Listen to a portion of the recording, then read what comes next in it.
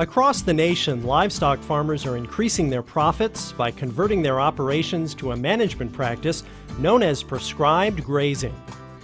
At its core, prescribed grazing is the controlled harvest of vegetation by grazing or browsing animals, done in a way to meet planned objectives. Prescribed grazing is not just a management practice, it's also a way of thinking. Prescribed grazing means that you're going to think in a different way, that you actually control your animals, where they are, how long they're there, and where you want them to move next. Your main tool for controlling your animals is the fence. You use cross fences to create smaller pastures called paddocks. These paddocks allow you to carefully manage your forage through very short grazing periods. Prescribed grazing begins with a grazing management plan. One of the most critical things in this whole process is that you have to constantly be thinking. You can't just go out today and say, well, where am I going to graze today or tomorrow? You've got to be thinking not just weeks ahead, but seasons ahead. I'm already thinking about what I'm going to do this fall and when am I going to fertilize so that I'm ready for next winter. Which paddocks am I going to use, that kind of thing.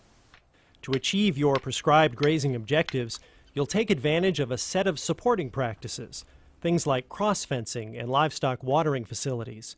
You may also begin new planting on your pastures to improve the forage mix and ensure high nutrition for livestock.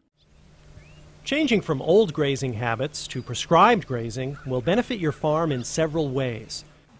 Because your animals are able to harvest more high-quality forage, prescribed grazing will allow you to raise more pounds of livestock per acre.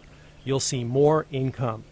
In effect, when you move toward prescribed grazing, you become a grass farmer.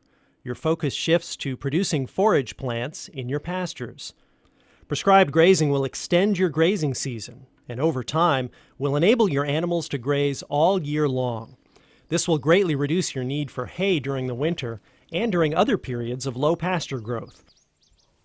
Your largest cost on a livestock farm is the feed cost.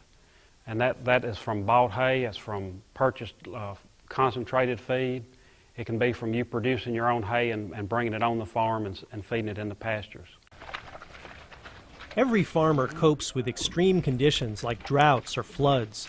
Prescribed grazing keeps your forages healthy and better able to tolerate these conditions than plants growing in continuously grazed pastures.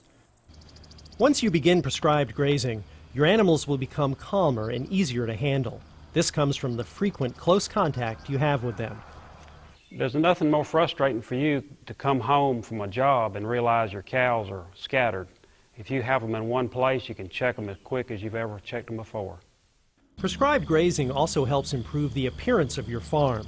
Healthier pastures mean you'll have better plant cover, fewer bare spots, less soil erosion, and fewer weeds.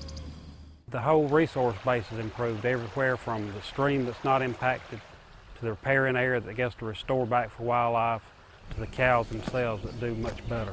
So it is a much more attractive site.